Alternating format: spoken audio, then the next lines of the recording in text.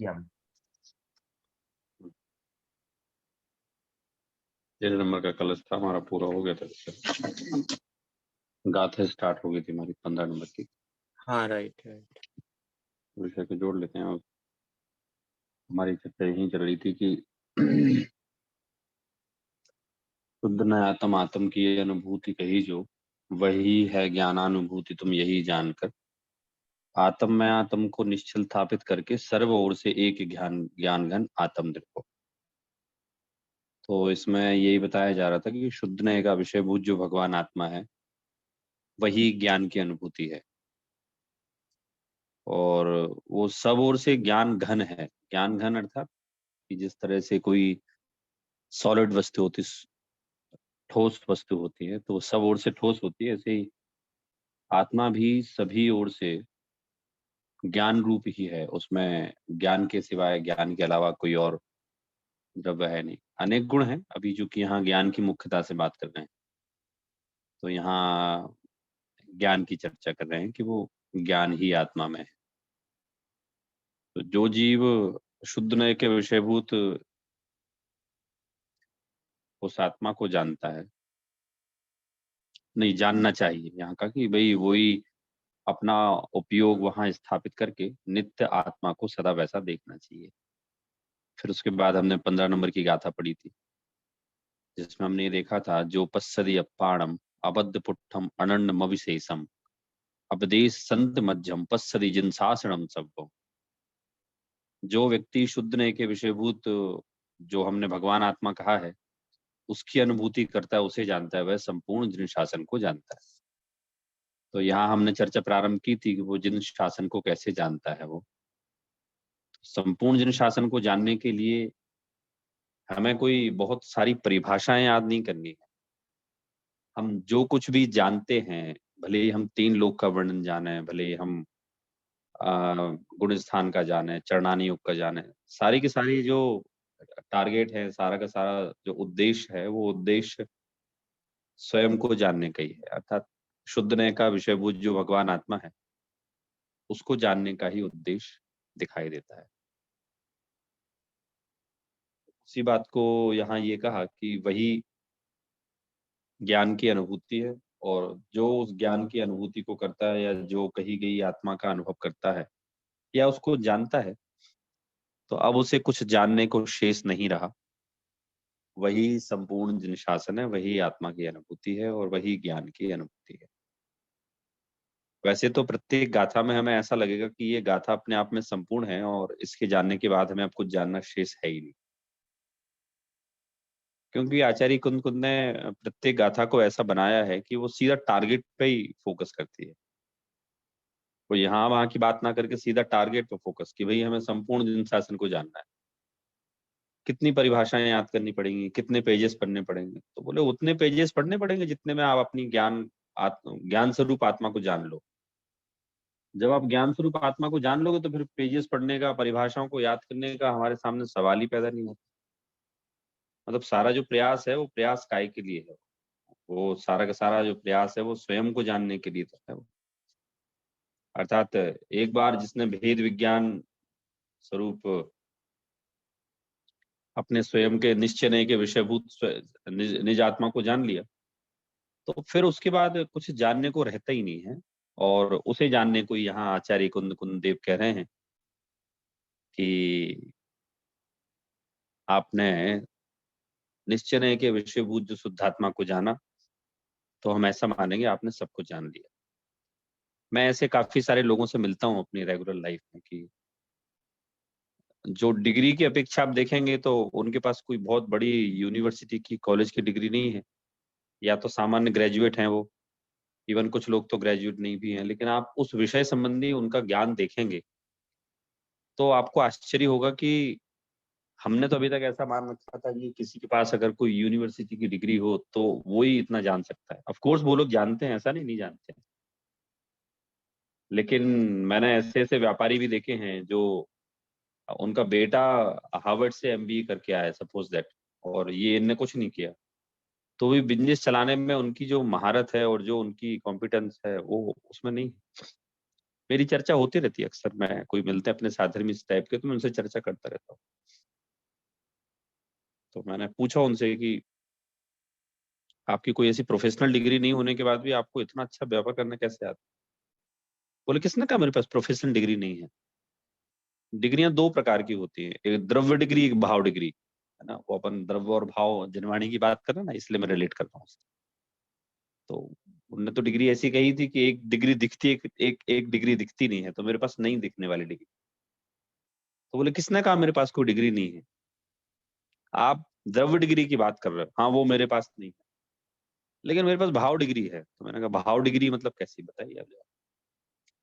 तो बोले जो अ, बड़ी-बड़ी कॉलेजेस में, यूनिवर्सिटीज़ में पढ़ाई कराते हैं, तो उसका उद्देश्य क्या होता है? व्यापार करना। भई एमबीए करा रहे, सफल व्यापारी बने। तो मैं भावात्मक रूप से, हो सकता है पारिभाषिक रूप से मैं उतना ना जानूँ, और हो सकता है पारिभाषिक रूप से भी जानता हूँ जो आपकी किताबों में लिखा हो। लेकिन मुझे पता है उसका व्यापार का, मुझे कोर जो मूल बिंदु है ना, वो मुझे पता है। व्यापार का मतलब उतार-चढ़ाव, व्यापार का मतलब कभी फ़ायदा, कभी नुकसान, व्यापार का मतलब धैर्य, व्यापार का मतलब दूरदृष्टि, व्यापार का मतलब पोलाइटनेस, व्यापार का मतलब ऑनेस्टी, इंटीग्रिटी, ये व्यापार के मतलब है। मैंने अपने मेरे पिताजी तो मेरे बराबर पढ़े लिखे नहीं थे, लेकिन उन्होंने ही बहुत बड़ा व्यापार सँभाला था। तो हो गया ना, मुझे भाव डिग्री तो मेरे पास है ही ना मुझे, क्या आवश्यक है और? अब बस मैंने कर लिया। अब बहुत बहुत सारे डिसीज़न होते हैं, तो मेरे बेटे की वो अ, जो द्रव्य डिग्री है वो काम में नहीं आती। वहाँ मेरा एक्सपीरियंस रूपी जो डिग्री है वो मेरे पास है, वो मुझे काम में आती है। तो ऐसे ही यहाँ कह रहे हैं कि संपूर्ण जिन शासन को जान लिए, तो कोई बहुत बड़ी डिग्री नहीं चाहिए जिन शासन को जानने के लिए। वो आप भाव डिग्री से भी काम चल सकता है। मतलब यहाँ कह रहे हैं कि आपने एक बार समझ लिया कि ज्ञान रूप जो निश्चय का विषयभूत जो भगवान आत्मा है, ज्ञान रूप आत्मा है, बस वही संपूर्ण जिन शासन को जानना है। और जान लिया ना हमने अपना पॉइंट टू पॉइंट, मतलब अगर हम बिल्कुल स्ट्रेट फॉरवर्ड बात करें, जिनागम को क्या जानना है? मतलब जिनागम में जानना क्या है हमें? सिंपल सी बात है, जिनागम में जानना है हमें, बस स्वयं को जानना है, भेद विज्ञान करना है, तो हो गया ना भेद विज्ञान। जो अवध स्पष्ट अनन्य अविशेष जो कहा पुरानी गाथा में 14 नंबर की, तो उस गाथा में कह दिया ना, 14 नंबर की गाथा में कह दिया कि आत्मा को इस तरह से जो जानता है, वो जन शासन को जानता है। तो आत्मा का जो भेद विज्ञान करता है, वही संपूर्ण जिन शासन को जानता है। अब इस जिन शासन को जानने में बहुत सारी चीजें हम बातें कर सकते हैं कि उसे पुण्य पाप के उदय का सिद्धांत रहता है कि नहीं रहता है, उसे आयु कर्म का सिद्धांत रहता है कि नहीं रहता है, उसे संयोग वियोग का सिद्धांत रहता है कि नहीं रहता है। तो कहते हैं ये सब चीजें तो बहुत पीछे छोड़ के आए वो, अब तो इनका सवाल ही पैदा नहीं होता, मतलब ये क्वेश्चन तो उसके जीवन में है ही नहीं। ये सब सिद्धांत तो उसके स्वतः चल रहे हैं, तभी तो वो अपनी आत्मा को आत्मा जान पाए, तभी तो वो स्वयं को स्वयं समझ पाए। तो वो चीजें अब बहुत पीछे छूट चुकी हैं, अब ये आगे बढ़ चुका है। मतलब फोकस्ड हो गया है ये। और फिर अब इसके मुंह से भी सारी वैसी बातें निकलती हैं रूटीन में। इससे पूछा कि अब आपने क्या क्या पढ़ लिया, तो बोलता मैंने सब पढ़ लिया। मैंने संपूर्ण जिन शासन पढ़ लिया, क्योंकि मैंने संपूर्ण जिन शासन का मर्म जान लिया। ये थे अपने गोपाल दास, गणेश प्रसाद जी वर्णी थे, गणेश प्रसाद जी वर्णी, नाम सुना होगा आप लोगों ने। तो उनने एक किताब लिखी मेरी जीवन गाथा। बढ़िया है वो, आप लोग पढ़ेंगे तो मजा आएगा आपको उसमें। उसमें उन्होंने पूरा अपना संघर्ष बताया। मैं वो बुक सबको रिकमेंड करता हूँ, इसलिए करता हूँ कि वो एक अजैन होकर जब जैन बने, तो उनको जो जैन धर्म की महिमा आई, उन्होंने पूरी लिखी कि कितनी मुश्किलों से उन्होंने जैन धर्म प्राप्त किया। वो अजैन में भी बड़ी भारी गरीब अजैन थे वो। तो एक अजैन होना, उसमें भी गरीब अजैन होना, तो वो फिर उसके बाद इतने गहरे सिद्धांतों को समझना तो बड़ी पुरुषार्थ की प्रेरणा देती है वो। तो उसमें ही एक उनने अपना प्रसंग लिखा है जो मैंने पढ़ा था, बताता हूँ मैं आपको कि एक बार वो और दो उनके कोई साथी किसी के यहाँ भोजन था। तो भोजन में मतलब अपन दो तीन चार रेसिपी भारत में बड़ी फेमस है, यूनिवर्सल है, जैसे कि लड्डू है, हलवा है, खीर है। ये ये रेसिपी मानी जाती है बढ़िया, रॉयल रेसिपी मानी जाती है। तो भारत में तो आज भी अपनी परंपरा है कि कोई आए तो उसे अपन खीर खिलाते हैं, उसे या लड्डू खिलाएंगे या हलवा बनाएंगे, कोई अच्छा मीठा रखेंगे। तो वो एक बार गए तो किसी ने वहाँ, मतलब एक बहन ने खाना बनाया जिनने, तो उन्होंने खीर बनाई। तो खीर में बहुत सारे उनने ड्राई फ्रूट्स ये सब डाले। तो उसमें लिखते हैं वो गणेश प्रसाद जी कि जिस तरह से सर्व संयोगों का मिलना बड़ा कठिन है, ऐसे खीर में सारे ड्राई फ्रूट्स का मिलना कठिन है। हो सकता है उस समय ऐसा कुछ इन चीजों का अभाव रहता हो, बड़ी मतलब रेयर चीजें हो उस समय, अब बड़ी सहज हो गई। ठीक है साहब, बहुत देर के बाद वो खीर बनी, उसमें सब कुछ बढ़िया, दूध था, प्योर दूध था, और उसके बाद ड्राई फ्रूट्स थे, और जो जो अपने यहाँ डालते हैं, इलायची डालते हैं, केसर भी डालते हैं, तो सब बढ़िया बन गई खीर। उनके सामने कटोरे में भर के आई खीर, और एक चम्मच वो लोग खा पाए। और एक चम्मच खाने के बाद तो वो लिखते हैं, ना जाने इतने में कहाँ से दो मक्खियां लड़ती हुई आ गईं, और लड़ती लड़ती एक मक्खी एक कटोरे में और एक मक्खी एक कटोरे में गिर गई। मुझे तो क्या बताना है कि जो जो संपूर्ण जिन शासन अर्थात आत्मा को जानता है, तो उसके सिद्धांत तो, जनागम के सिद्धांत तो उसके जीवन में सहज कैसे आ जाते हैं। तो अब कैसे सहज आए? अब वो क्या लिखते हैं, पंडित जी क्या लिख रहे हैं, वो कह रहे हैं कि अगर हमारे उदय में कोई वस्तु ना हो, तो वो हमारी आंखों के सामने आकर भी हमारे हाथ में नहीं आ सकती, और अगर हमारे उदय में है तो अंतर्द्वीप से भी हमारे पास आ जाएगी।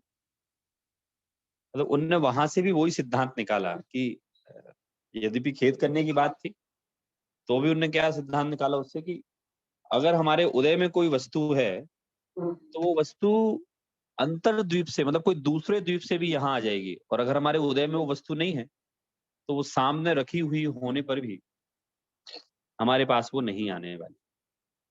तो हमारी चर्चा तो यहाँ से प्रारंभ हुई कि वो जिसने आत्मा को जान लिया, उसने संपूर्ण जन शासन को जान लिया। तो हमें सहज प्रश्न हो सकता है कि साहब ऐसे कैसे जान लिया संपूर्ण जन शासन को? मतलब जान लिया हमने, लोग भेद विज्ञान कर लिया, आत्मा को जान लिया, मतलब हमने जान लिया, अब सब कुछ जान लिया। तो कह रहे हैं हाँ जान लिया, क्योंकि यहाँ तक वो व्यक्ति पहुंचा ही ऐसे है। यहाँ तक वो व्यक्ति जो पहुंचा है, वो कैसे पहुंचा है? वो पहुंचा ही ऐसे है कि वो जो प्रायोगिक सिद्धांत हैं सामान्य रूप से जो कहे जाते हैं, जैसे अभी हमने चर्चा की संयोग वाली बात, कि अगर किसी का लाभांतराय कर्म का उदय हो, तो सामने रखी हुई वस्तु होने पर भी उसको लाभ नहीं हो सकता, और अगर वो वस्तु की प्राप्ति होनी हो, तो अंतर्द्वीप से भी आकर वो वस्तु उसको प्राप्त हो जाएगी, मिल जाएगी। तो ऐसे सिद्धांत तो उसके जीवन में बहुत सहज रूप से ही आते रहते हैं, और वो कोई बहुत मेहनत नहीं करता, मतलब उनको लाने के लिए कोई बहुत मेहनत नहीं करता सिद्धांत। क्या बात है, आज तो आए नहीं ज्यादा लोग, कम ही लोग हैं, 7 बजने वाले होंगे। छुट्टियां चल रही हैं आपके यहाँ? पता नहीं सौरभ जी आज है। अच्छा, कोई इशू नहीं। हम्म, चलिए। तो जो संपूर्ण जिन शासन को देखता है, बनारसी दास जी ने एक क्षण लिखा है कि मतलब उनने अनेक विकल्पों से क्या लाभ, ऐसा करके लिखा है, और वो ऐसा लिखते हैं, जाल सो जग निवास, भाव सो भुवन वास, काल सो कुटुंब काज, लोक लाज लारसी। तो जी, ज्ञानी जीव को तो निरंतर आत्मरमणता चाहिए, और जिस धार्मिक जनों को, उन्हें धार्मिक जनों का संग भी नहीं रुचता, तो कुटुंब का संग कैसे रुचेगा? उन्हें पर पदार्थ के विकल्प से भी कोई लाभ नहीं देता, तो वो विकल्प करते ही नहीं, वो तो केवल एक एक जो ज्ञान स्वरूप आत्मा है, बस उसका ही, उसको ही अपना मानते रहते हैं, उसका ही चिंतन करते रहते हैं। क्योंकि यहाँ क्लैरिफाई मैंने कर रखा है कि हमारी बात शुद्ध निश्चय से चल रही है, इसलिए हमारे दिमाग में ऐसी शंका पैदा नहीं होनी चाहिए कि फिर अच्छा परिवार वालों का वो ध्यान नहीं रखते होंगे, अच्छा वो ये नहीं करते होंगे, खाना नहीं खाते होंगे, करते हैं, वो अलग नए की बात है। यहाँ आचार्य 14 नंबर की गाथा में शुद्ध नए से बात कह रहे हैं, वो क्लियर कर चुके हैं।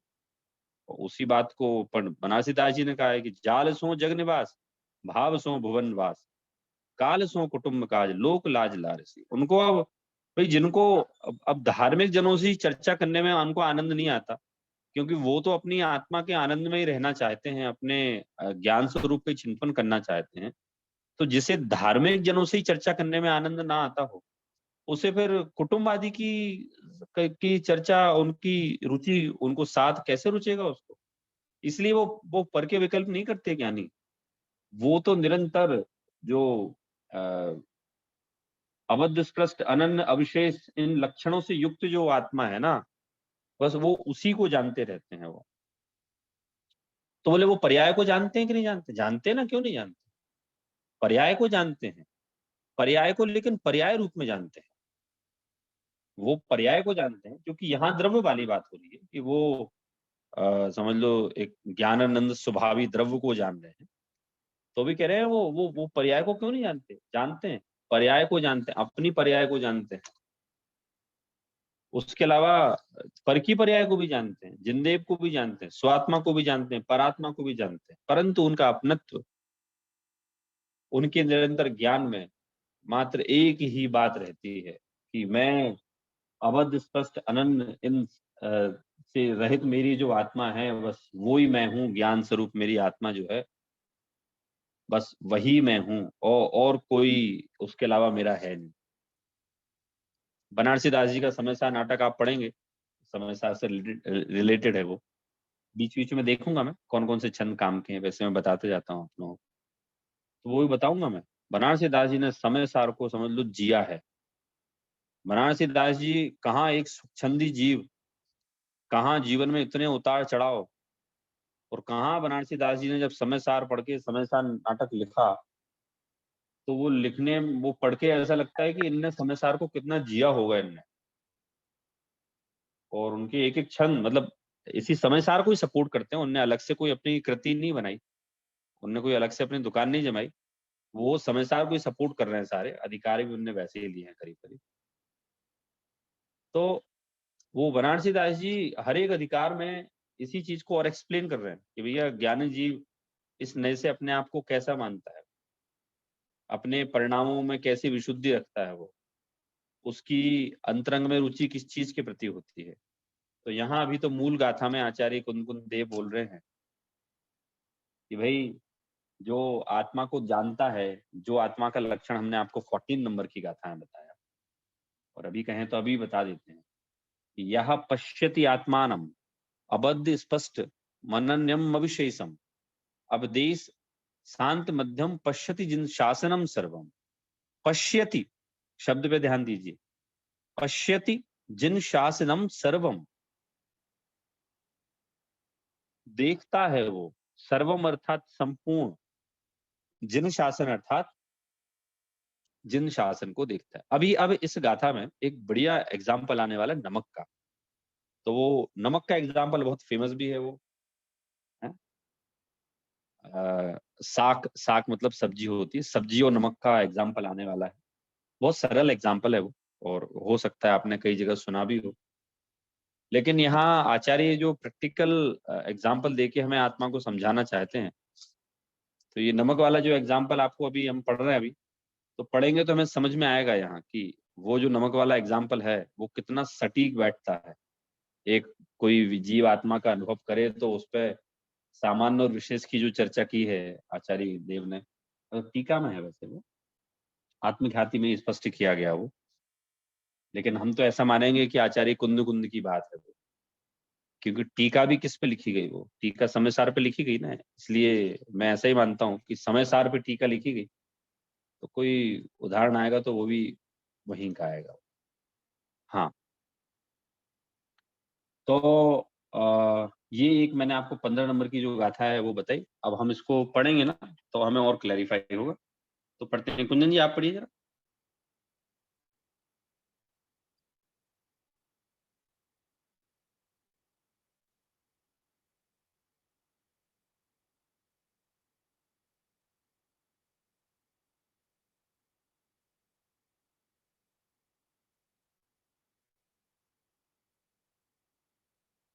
हाँ, 15 नंबर की गाथा।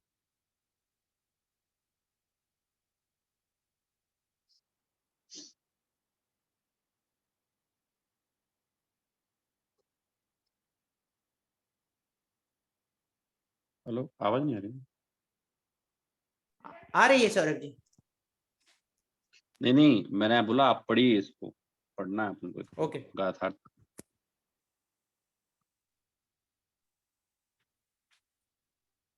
जो पश्यति अपाणम अबद्धपुट्ठम अननयम विशेषम अपदेश अपदेश संतमज्जम पश्यति जीर्ण शासनम सवर्णम।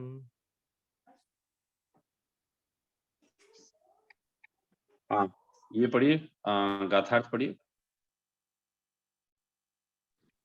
जो पुरुष आत्मा को अपाणाम् अबद्धपुट्टम् अनन्नमं विशेषम् अपतते सत्यपच्चं पश्चादि शासनम सवम्। जो पुरुष आत्मा को अबद्ध स्पष्ट अनन्य अविशेष तथा उपलक्षण से नियत और असंयुक्त देखता है, वह सर्व जिन शासन को देखता है कि जो जिन शासन बाह्य द्रव्य शुद्ध तथा अभ्यंतर ज्ञान रूप भाव शुद्ध वाला है। ठीक है, पढ़िए।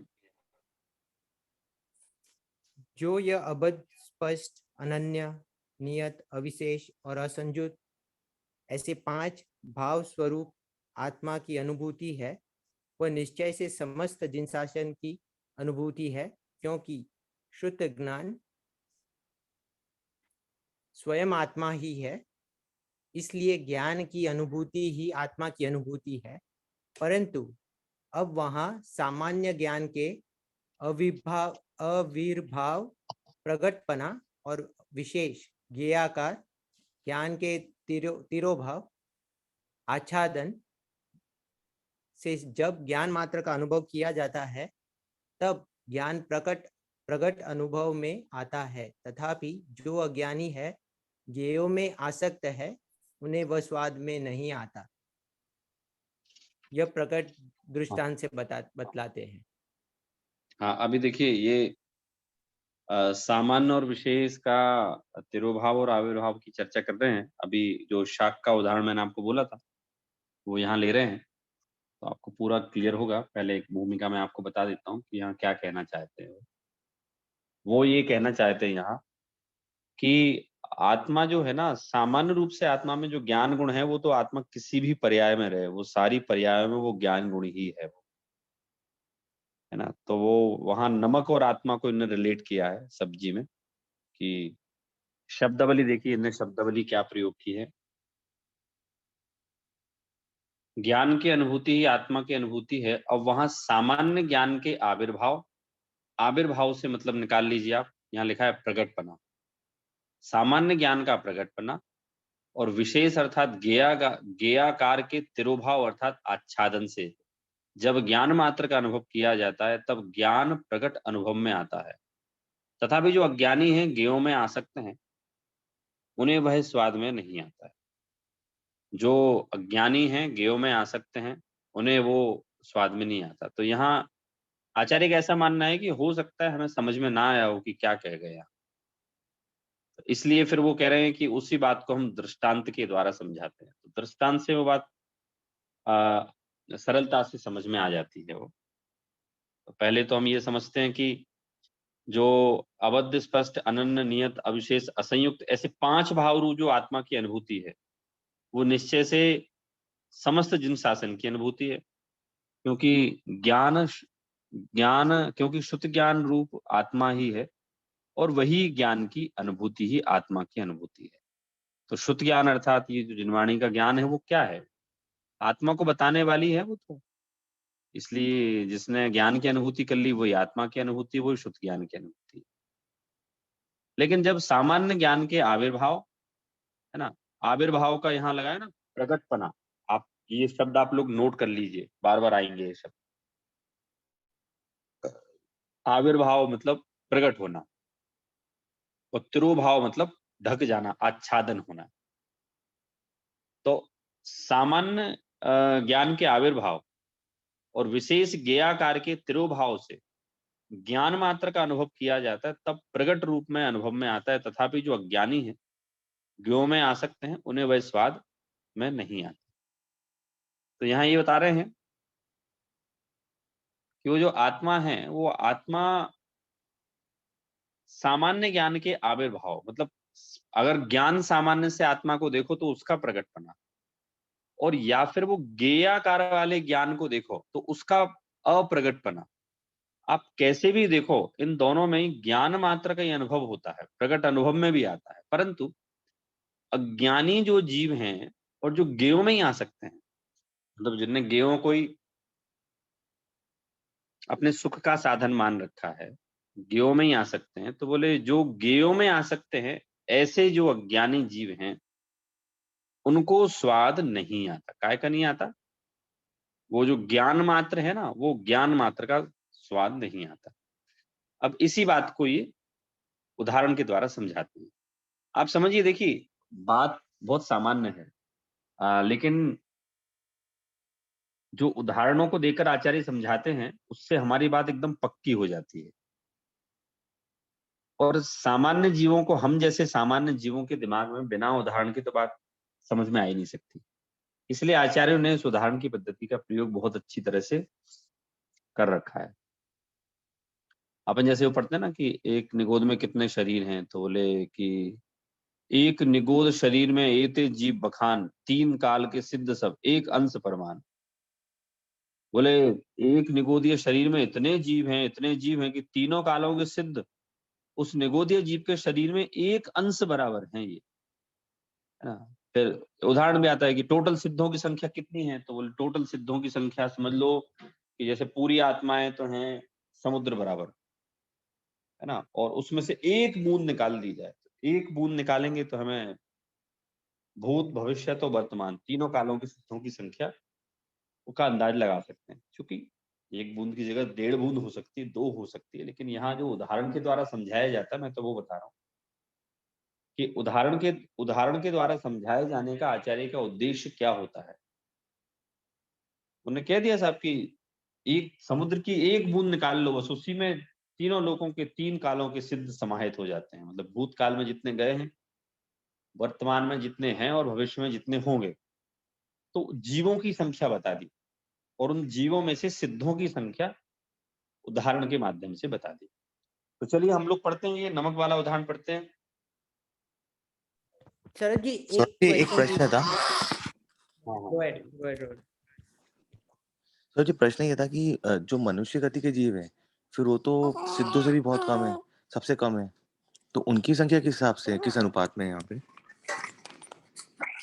टोटल जीव समझ लो समुद्र बराबर है। वैसे 29 अंक प्रमाण की बात आती है, टोटल मनुष्यों की संख्या 29 अंक प्रमाण है। सारे अपन जितनी कर्म भूमियां और जो विद्याधर भी मनुष्य में ही आते हैं, तो सबको मिला लो तो 29 अंक प्रमाण है टोटल मनुष्य। अपन तो है ही नहीं, मतलब ना के बराबर है मनुष्य तो। ये सिद्धों से भी कम है ना ये संख्या? और सिद्धों के आगे तो कहीं भी नहीं लगते मनुष्य, बहुत कम है सिद्धों के आगे, तो बहुत कम। ओके। मतलब सिद्ध तो अनंत हो चुके हैं, अभी सिद्ध तो अनंत हो चुके हैं, लेकिन मनुष्य अनंत थोड़ी है। मनुष्य तो समझ लो 29 अंक प्रमाण है, गिन पा रहे, संख्यात ही, असंख्यात भी नहीं हुए वो। तो वो तो जी एक सर। उदाहरण दिया गया है ऐसा कि मतलब सिद्धों की संख्या समझाने के लिए। जैसे आप कितनी संख्या है सिद्धों की, तो बता दिया कि साहब जीवों की राशि इतनी है, जीवों की संख्या इतनी है, और उसमें जीवों में से सिद्धों की संख्या इतनी है। तो चलिए पढ़ते हैं। रोहन जी आप पढ़िए ये उदाहरण, शाक का उदाहरण जो। शरद जी यहाँ पे एक क्वेश्चन आ रहा है। आप हम जब सामान्य ज्ञान और विशेष ज्ञान की बात कर रहे हैं, तो क्या मति ज्ञान और श्रुत ज्ञान की बात कर रहे हैं? क्योंकि प्रकटपना और जो ज्ञा का अभी मतलब देखिए, अभी अपन उदाहरण पढ़ेंगे ना, तो उसमें आचार्य एक एक चीज क्लियर कर रहे हैं। एक्चुअली में यहाँ जो ना, यहाँ बात आ रही है अपनी ज्ञान सामान्य की बात आ रही है ना। वो शाक का जो उदाहरण दे रहे हैं, शाक मतलब सब्जी, तो वो ज्ञान सामान्य को यहाँ डिनोट करेंगे। फिर उसमें वो भाव श्रुत समझाएंगे। इस उदाहरण से जो अपना शब्द आया ना, द्रव्य शुद्ध भाव श्रुत, वो भी एक्सप्लेन करेंगे। तो हम ये पढ़ते हैं, फिर अपन आपको कोई क्वेश्चन हो तो बताइए आप मुझे, इसमें आ जाएगा आपका आंसर वैसे। ठीक है सर। ओके। इसलिए ज्ञान की अनुभूति ही आत्मा की अनुभूति है, परंतु अब वहां सामान्य ज्ञान के अभिभार, प्रकटपना और विशेष ज्ञाय के तिरोभाव आच्छादान से जब ज्ञान मात्र का अनुभव किया जाता है तब ज्ञान प्रकट अनुभव में आता है। तथापि जो अज्ञानी है, ज्ञान में आसक्त है, उसे वह स्वदा में नहीं आता। ये प्रकट दृष्टांत से बतलाते हैं। जैसे अनेक प्रकार के शाक आदि भोजन के संबंध से उत्पन्न सामान्य लवण के तिरोभाव और विशेष लवण के अभिभाव से अनुभव में आने वाले जो सामान्य के तिरोभाव और शाकादि स्वाद भाव से भेद रूप विशेष रूप लवण है, उनका स्वाद अज्ञानी शाक रूप मनुष्य को आता है, किंतु अन्य की संबंध रहितता से उत्पन्न सामान्य के अभिभाव और विशेष के तिरोभाव अनुभव में आने वाले जो एकाकार अभेद रूप लवण है, उसका स्वाद नहीं आता। और परमार्थ से देखा जाए तो विशेष के आविर्भाव से अनुभव में आने वाले क्षारस रूप लवण की सामान्य के अभिभाव से अनुभव में आने वाला क्षारस रूप लवण है। इस प्रकार अनेक प्रकार के ज्ञाय के आकार के साथ मिश्र रूप पास से उत्पन्न सामान्य के तिरोभाव और विशेष के अभिभाव से अनुभव में आने वाले तो विशेष भाव रूप भेद रूप अनेकाकार रूप ज्ञान का वह अभिभाव से अनुभव में आने वाला ज्ञान का वह अज्ञानी ज्ञेय लुब्ध जीवों को स्वाद में आता है, किंतु अनन्य ज्ञायकारकारी संयोग हितकार से उत्पन्न सामान्य के अभिभाव और विशेष के तिरोभाव अनुभव में आने वाले जो एकाकार अभेद रूप ज्ञान व स्वाद में नहीं आता। और परमार्थ से विचार किया जाए तो जो ज्ञान विशेष के अभिभाव से अनुभव में आता है, वही ज्ञान सामान्य के अभिभाव से अनुभव में आता है। अलुप्त ज्ञानिकों को तो सेंध की डली अन्य द्रव्य के संयोग का व्यवच्छेद करके केवल स्वयं का ही अनुभव किया जाने पर सर्वतः एक शरत्व के कारण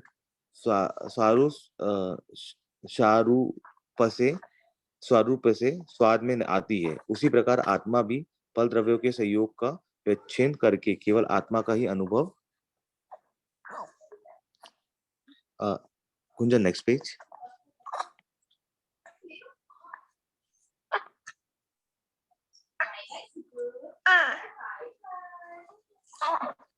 अनुभव किए जाने पर स्वतः एक विज्ञान घात के कारक ज्ञान रूप से स्वाद में आता है। हाँ, अब देखिए, मुझे पता है शब्दावली थोड़ी सी आपको कठिन लग रही होगी। कोई बात नहीं, ये कठिन शब्दावली ही हमें हमारे विषय को बहुत क्लैरिफाई करने वाली है। मैं आपको एक सरल भाषा में समझा देता हूँ कि यहाँ आचार्य अमृतचंद देव आत्मख्याति टीका में क्या कहना चाहते हैं। वो यहाँ जो 15वीं गाथा में जो बात है ना, वो सामान्य नमक और विशेष नमक का उदाहरण देके समझाएगी। तो हम ऐसा मान लें, सामान्य ज्ञान और विशेष ज्ञान का, सामान्य ज्ञान का आविर्भाव अर्थात प्रकटपना, आविर्भाव और तिरोभाव, आप लोग ये शब्द लिख लीजिए तो आपको याद रहेगा कि आविर्भाव का तात्पर्य है प्रकटपना, तिरोभाव का मतलब आच्छादनपना, ढक लेना। तो नमक का जो उदाहरण कह रहे हैं कि साहब जो नमक है वो नमक तो नमक एक ही प्रकार का है, लेकिन यहाँ जो टीका में कहा गया 2 प्रकार का नमक कहा गया है, एक सामान्य नमक, एक विशेष नमक। तो साहब नमक तो नमक है ना, उसे आपने 2 भागों में विभाजित कैसे कर दिया? तो बोले किया है, आप सुनिए कैसे किया है। तो बोले शुद्ध नमक अर्थात क्या कहलाता है, जो पर पदार्थ में मिश्रित ना हो, वो शुद्ध नमक हो गया। वो सामान्य नमक भी बोलते हैं उसको, सामान्य नमक, शुद्ध नमक। और शाक आदि खाद्य पदार्थों में मिश्रित नमक को विशेष नमक कहते हैं। मतलब सब्जी में जो नमक डाला जाता है, शाक आदि से मतलब शाक, सब्जी आदि पदार्थों में जो खाद्य पदार्थ में नमक को हम मिश्रित कर देते हैं, उसे हम विशेष नमक कहते हैं। अब साहब विशेष क्यों कहा उसे? प्योर नमक जो है ना, प्योर नमक, वो हमारे इंदौर का, आप लोगों ने जीरावन खाया होगा, जीरावन सुना है ना आप लोगों ने इंदौर का? जो मेरे से मिले उनने तो अवश्य उसका स्वाद लिया होगा। हाँ हाँ सुन हमारे ट्राई प्रेम जी किया। ने जीरा वन खाया, हमारे घर जब हाँ आप पधारे थे तब भी जीरा वन हाँ, खाया मैं होगा, तो पैकेट लेके आया था फिर वहां से। पैकेट भी लेके आए थे। तो वो जीरा वन पता प्योर नमक है, वो प्योर नमक। लेकिन ये वाला जो उदाहरण दे रहे हैं ना, वो सामान्य नहीं है, वो सामान्य नमक नहीं है, पता है। आप अगर उसे ध्यान से देखेंगे तो उसमें आपको नमक के साथ साथ ना विभिन्न प्रकार के मसालों का स्वाद आएगा। उसमें बहुत सारे मसाले डालते हैं, उसमें हींग डालते हैं, उसमें सब चीजें डालते हैं। तो वो खारेपन की मात्रा ज्यादा होती है, इसलिए हम लोग उसे बोलते हैं जीरा वन नमक, नमक ही बोलते हैं उसको, ठीक। यहाँ सामान्य नमक और विशेष नमक दो की बात हो रही है। तो सामान्य नमक तो नमक, अब यहाँ सैंधव जो शब्द आया ना सैंधव, तो यहाँ सेंधा नमक की बात की गई है। संभव है उस समय केवल सेंधा ही नमक चलता हो, समुद्री नमक चलन में न होना, या जैन समाज में नहीं खाया जाता हो। आजकल जैन समाज में सेंधा नमक का चलन थोड़ा ज्यादा बढ़ा है, क्योंकि वो उसकी प्रोसेस जो है वो प्रोसेस्ड होता ही नहीं है, वो तो सीधा कोई चट्टान रहती है उसका ही वो रहता है, पार्ट रहता है, मतलब सॉलिड रहता है वो, तो रॉक रॉक सॉलिड रहता है वो, फिर वहां से वो नमक आता है, इसलिए उसको कोई प्रोसेसिंग उसकी नहीं होती है, इसलिए कहते हैं साहब वो सेंधा नमक जो है ना शुद्ध माना जाता है। प्रोसेस नमक थोड़ा सा कैसे प्रोसेस हो रही है, क्या प्रोसेस हो रही है वो पता नहीं, तो इनने यहाँ सैंधव सैंधव लिया कि साहब सेंधा नमक जो है। तो वो सेंधा नमक जो प्योर डली में है, पिसा हुआ है, वो कह रहे हैं वो सामान्य नमक है, सामान्य। और उस नमक को सब्जी में डाल दिया, है ना, शाक, मतलब जो संस्कृत में सब्जी को शाक बोलते हैं, हिंदी में उसको साग कर दिया, साग, लेकिन उसका शाक सब्जी आदि में, जो खाद्य पदार्थ में, रोटी में भी डाल दो, सब्जी में डाल दो, और कोई चीज बनाओ उसमें डाल दो, तो उसे वो विशेष नमक बोलते हैं। अब विशेष नमक क्यों? उसमें सब कुछ मिक्स होके आ रहा है ना नमक के साथ में, नमक तो है वहां, लेकिन नमक के साथ में मिक्स होके आ रहा है हमें वो। मान लो कोई सब्जी मिक्स मिक्स वेज बनी है, समझ लो। अब मिक्स वेज में अपने अपन लोग क्या करते हैं कि साहब उसमें हम आपके भुट्टे के दाने भी डाल देंगे, उसमें हम शिमला मिर्च भी डाल देंगे उसमें, और दो तीन चार चीजें डालते हैं, मैंने तो नाम ही सुना है, ये लोग बनाते हैं।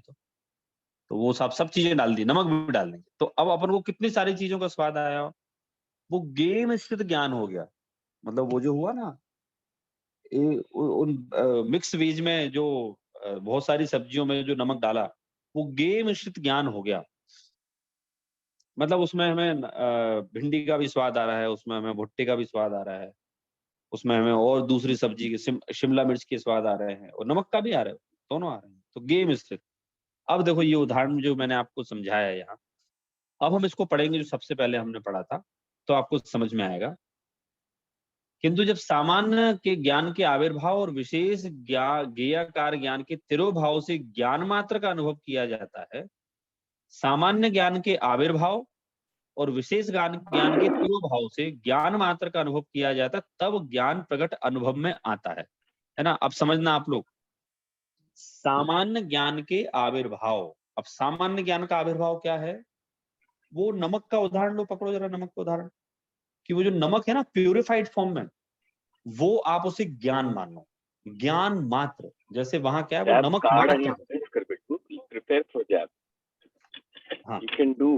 Last time तुझे सो करत हो.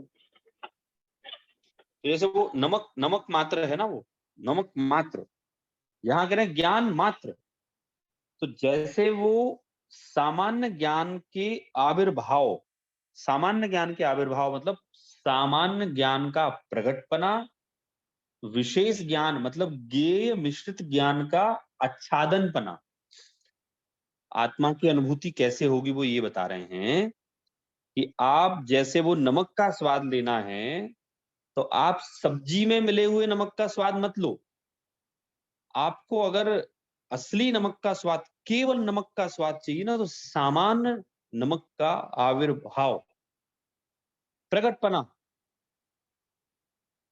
सामान्य नमक का प्रकटपना रहेगा तो आपको प्योर नमक का स्वाद आएगा। ऐसे ही आत्मा को जानना है ना, तो शुद्ध नहीं के विषय भूत, जो प्योरेस्ट फॉर्म ऑफ आत्मा है, जिसे ज्ञान की अनुभूति कही है, ज्ञान कहा है, वो ज्ञान का जिसने अनुभव कर लिया तो समझ लो सामान्य ज्ञान का प्रकटपना। सौरभ फिर जी, यहाँ आया है ये प्रश्न है, ये लवण का क्या अर्थ होता है? लवण, नमक, नमक, नमक। नमक, अच्छा। हम्म। तो आप गुजराती में क्या बोलते हैं नमक को? मीठू। मीठू, हाँ वो मीठा। मैं कंफ्यूज हो गया था इसलिए मैंने पूछा आपसे। एक बार किसी ने कहा मैं गुजरात में गया, बोले मीठू दूं क्या? मैंने कहा नहीं, मीठा तो नहीं चाहिए। अरे नहीं पंडित जी, हमारे यहाँ मीठू मतलब नमक होता है। हिंदी में नमक, गुजराती में मीठू और संस्कृत में लवण।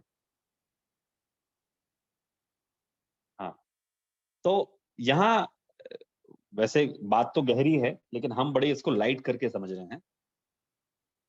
क्या कह रहे हैं यहाँ? फिर से पढ़ता हूं, देखिए बार बार पढ़ना पड़ेगा।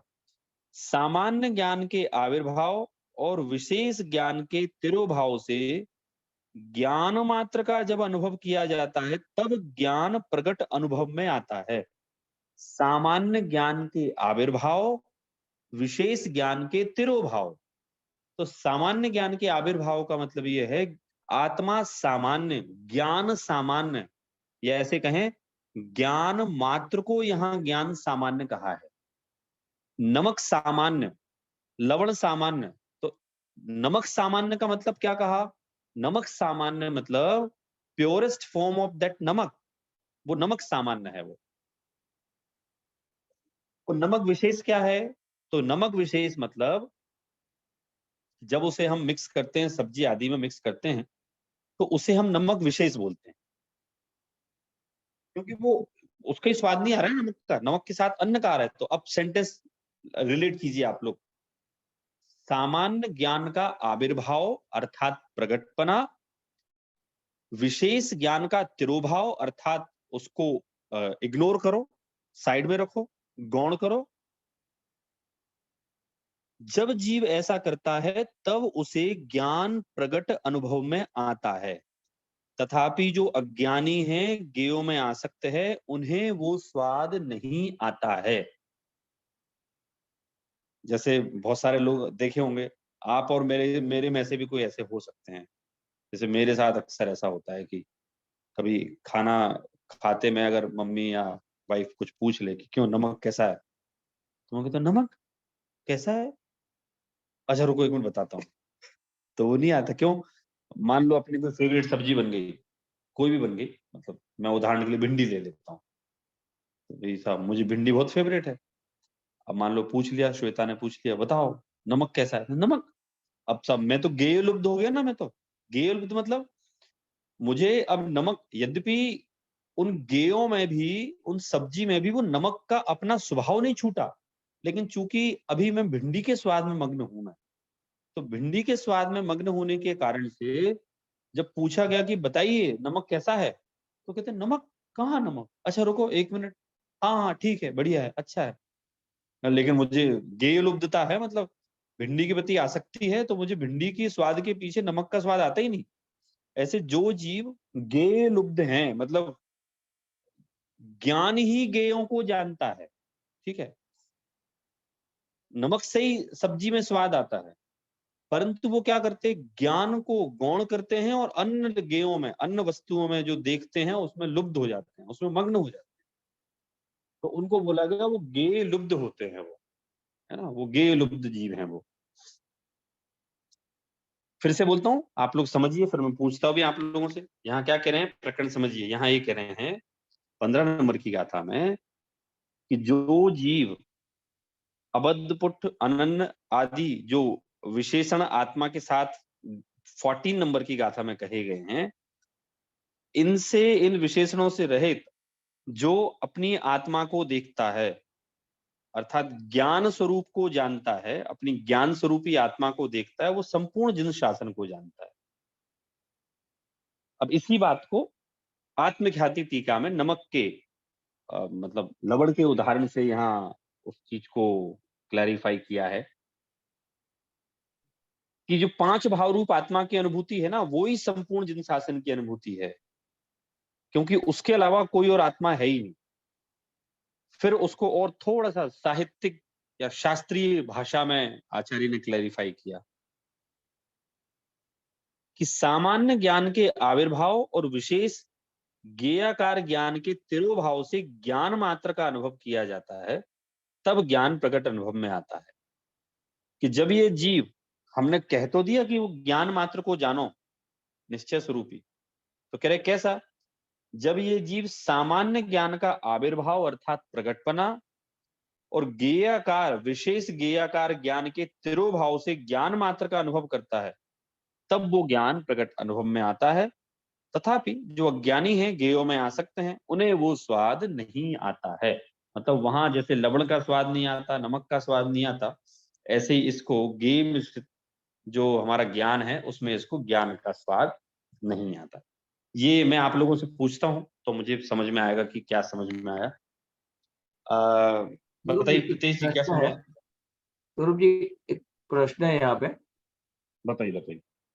कि जैसे यहाँ पे बताया कि अगर शाक सब में मिला हुआ है तो उसमें नमक नमक का प्योर स्वाद नहीं आएगा, जो सामान्य होता है वो नमक का स्वाद ऐसा।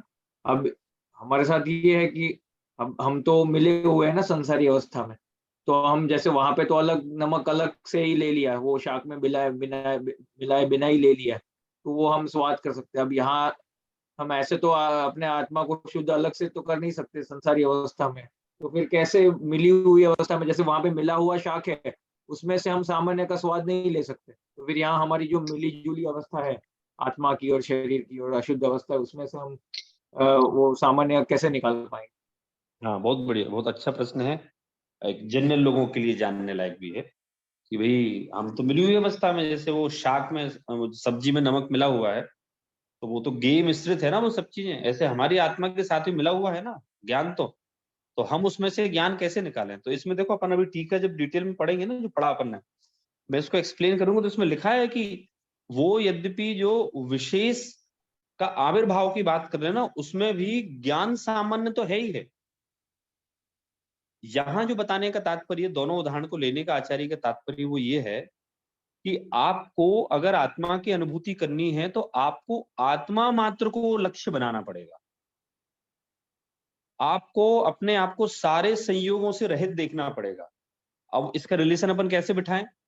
तो 14 नंबर की गाथा में जो कहा ना, आत्मा अविशेष है, असंयुक्त है, अबद्ध स्पृष्ट है, तो बोले आत्मा के ये विशेषण रूप जो आत्मा को देखता है ना, अबद्ध है, अस्पृष्ट है, असंयुक्त है, इन विशेषण से रहित देखकर अपनी आत्मा को जो सामान्य रूप में अपनी आत्मा का अनुभव करता है, मतलब अपनी आत्मा को ज्ञान रूप मानता है, वो सामान्य का आविर्भाव हो गया। क्या प्रेरित जी? उदाहरण चूंकि हमें ऐसे लग रहा है कि वो ये कह रहे हैं कि साहब नमक अलग रख लो और फिर मिला हुआ नमक सब्जी वाला अलग रख लो, वो तो उन्हें सामान्य का आविर्भाव के लिए उदाहरण दिया। लेकिन यहाँ ऐसा लेंगे कि शुद्ध नय का विषयभूत जो भगवान आत्मा है, जो शुद्ध नय का विषय, जो प्योरेस्ट फॉर्म ऑफ आत्मा है, आप तो केवल उसका ही अवलंबन लो और किसी का अवलंबन मत लो आप, तो उसे हम कहेंगे वो ज्ञान की अनुभूति है और वही संपूर्ण जिन शासन की अनुभूति है। हाँ ठीक है, समझ में आया। हाँ, आप लोगों को समझ में आ रहा है कि नहीं? देखिए विषय मुझे पता है, ये थोड़ा सा शब्दात्मक पृष्ठ है, बाकी विषय सरल है, तो मैं बीच बीच में आप लोगों से पूछता जाता हूँ ताकि मुझे पता चले कि हाँ आपको समझ में आ रहा है कि नहीं आ रहा है। हमारा पूरा हम सब्जेक्ट पे ही चल रहे हैं, सब्जेक्ट से वहां कहीं नहीं जा रहे।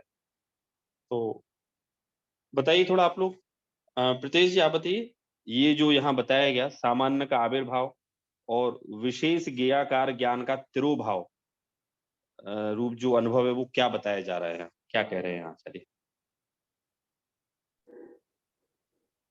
जब तक हम क्या होता है कि हम अन्य भाव में चले जाते हैं, जैसे अपने मिट्टी का उदाहरण दिया कि जो आत्मा का भाव, जो जैसे सॉल्ट की टेस्ट है उसको हम इग्नोर करके कहते हैं कि भाई मुझे मिट्टी की टेस्ट बहुत पसंद है, सॉल्ट तो पता ही नहीं चला, तो वैसे ही हम अन्य चीजों में फोकस कर लेते हैं।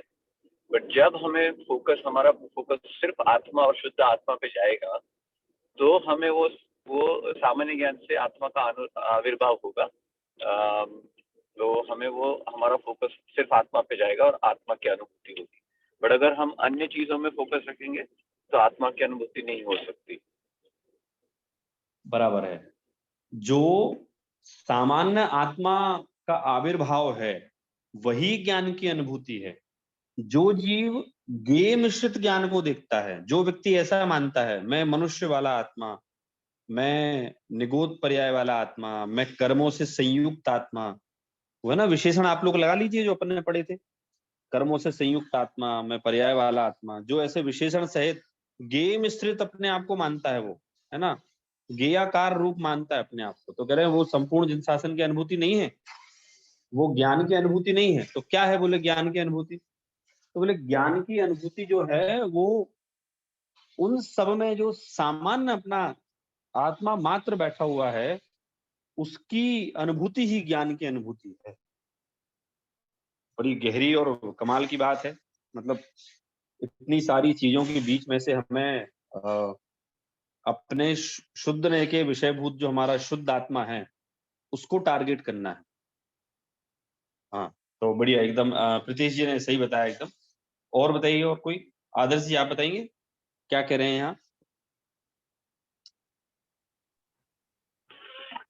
सौरभ जी, प्रयत्न करता हूँ कि ज्ञान रूपी आत्मा को जानना जरूरी है, और जो दूसरे जो गुण है उनमें ज्यादा ध्यान न देते हुए अपने आत्मा को जानना ज्यादा जरूरी है। ठीक है, नमक का उदाहरण क्यों लिया यहाँ?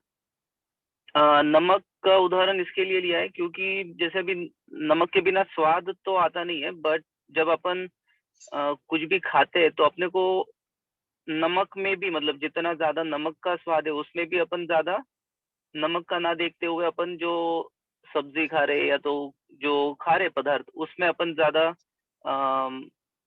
ये करते हैं, ध्यान देते हैं। तो उदाहरण में नमक से क्या यहाँ डिनोट किया? मतलब what is they are just indicating by taking the example of salt? क्या बताना चाहते हैं नमक से? वो क्या रिलेट कर रहे हैं? नमक अर्थात नमक इज इक्वल टू क्या बता रहे हैं वो सिद्धांत में? नमक का मतलब क्या है यहाँ? आत्मा नहीं। हाँ हाँ, नहीं बराबर, बी कॉन्फिडेंट। आत्मा ही की बात कर रहे हैं, वो ज्ञान रूप जो आत्मा का, हाँ ज्ञान है ना, ज्ञान, उसकी बात कर रहे हैं। वो प्योरिफाइड फॉर्म ऑफ ज्ञान। नमक जो है ना, जो purified salt, the definition of purified salt is without any सब्जी, विदाउट एनी खाद्य पदार्थ। तो ऐसे ही यहाँ कह रहे हैं कि वो ज्ञान मात्र, कोई संयोग नहीं, किसी प्रकार की और कोई चर्चा नहीं, और कोई संयोग दिखता ही नहीं हमें, तो वो ज्ञान मात्र की बात कर रहे हैं। ठीक है आदर्श जी, आपने बढ़िया बताने का प्रयास किया। देखिए आप लोग बताने का प्रयास कीजिए। अगर कोई विषय कठिन लग रहा हो तो आप लोग उसको कठिन जानकर अगली क्लास में आए ना कि साहब कठिन चलने लगा। आप लोग चिंता मत कीजिए, हम लोग यहाँ पूरा विषय, जो विषय अपने शास्त्र में आ रहा है वो बराबर समझेंगे। टाइम लगेगा, लग जाएगा, लेकिन हम उसको सरल करके समझेंगे। नहीं समझ में आएगा फिर से समझाएंगे, because you are just passing from very important phase of your life. So to study समय सार ऑन पर्सनल लेवल, मतलब प्रवचन सुनना समय सार एक अलग बात है, बट आप लोग एक पर्सनल ट्यूशन ले रहे हैं, समझ लो समय सार की, जो सौभाग्य शायद मुझे भी ना मिला, मुझे तो पब्लिकली सुनने को मिला।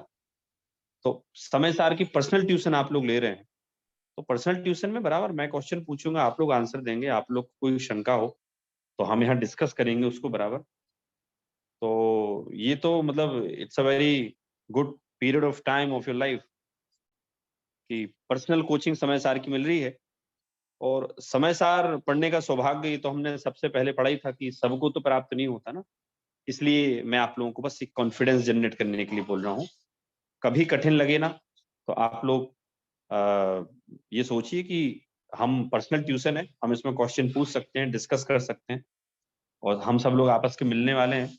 अगर कभी हमने गलत बता भी दिया तो क्या हुआ, सब मिलने वाले हैं, सब मिलके करेक्ट करेंगे ना, अपन समझेंगे समझाएंगे। इसलिए वो आप लोग संकोच अगर किसी को हो तो छोड़ दीजिए।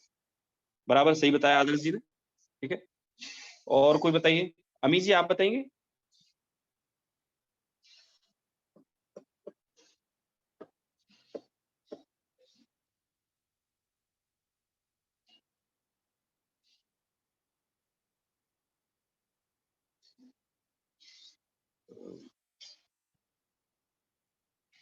नहीं है, रोहन जी भी चले गए। कोई बात नहीं, चलिए।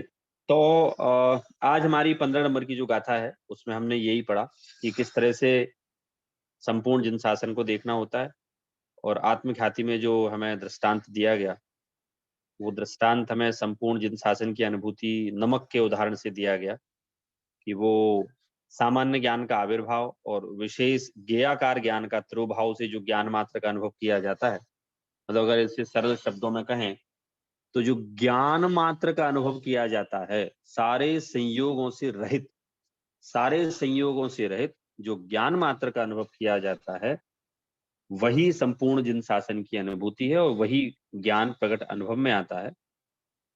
जो अज्ञानी हैं, फिर भी जो अज्ञानी जीव हैं, वे ज्ञों में आ सकते हैं और उन्हें वो स्वाद नहीं आता है। इसी बात को विस्तार से यहाँ लिया गया है। तो आज के लिए बस इतना ही। आप लोग को अगर विषय समझ में ना आए तो आप लोग बार बार पढ़ सकते हैं, फिर भी ना समझ में आए तो हम लोग अगली कक्षा में चर्चा भी कर सकते हैं। उदाहरण बढ़िया है, सरल है। शब्दावली थोड़ी कठिन लग सकती है, वो मैं मानता हूँ कि शब्दावली थोड़ी कठिन है, लेकिन चिंता ना करें, हम एक एक शब्दावली को सरल शब्दों में समझेंगे तो समझ में आएगा। अभी हम लोग जिनवाणी स्तुति लेते हैं।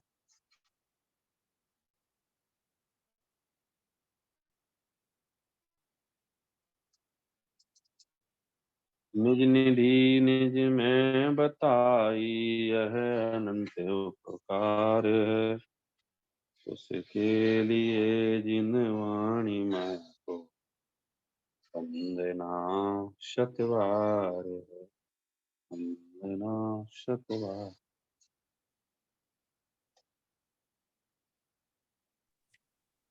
जय जिनेन्द्र। सभी को जय जिनेन्द्र। जय जिनेन्द्र।